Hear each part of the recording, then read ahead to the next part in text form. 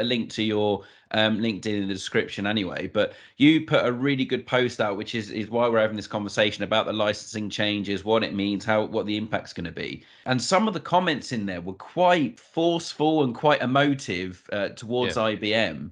So I'm guessing then, based on that and what you just said, these changes for an end user, for an IBM customer, are not really that positive.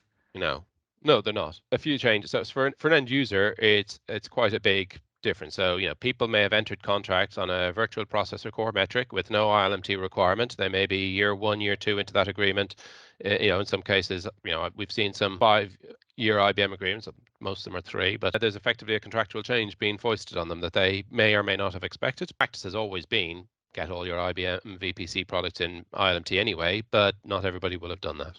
So it is a fairly significant contractual change. And, like I indicated in my post, I think, I'm not a lawyer. None of this can ever be construed as legal advice, but I think there's a fairly solid defense that if you signed an agreement 18 months ago where VPC wasn't a subcapacity eligible metric, IBM are calling you out in compliance on non-compliance because of that. I think you've got a fairly strong defense. It's obviously, you probably want to run that through your legal team or whatever else, but I think it's a fairly strong one there. I'm just going to say, from a compliance point of view, IBM will probably understand those sorts of things at this stage. Expect them to take a fully hard line on it in most cases for a while yet. We'll see what happens next year. Certainly one to watch out for.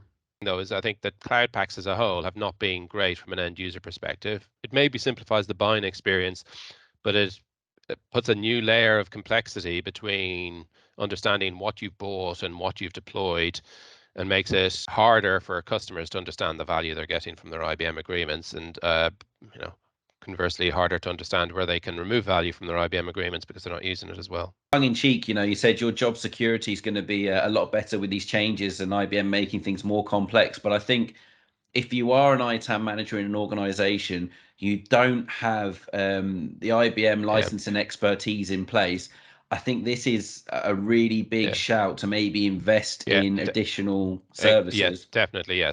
So if you don't understand what I'm talking about now, engage with some customers even in the last sort of 12 months that didn't understand what subcapacity and full capacity was. It's after it's come out.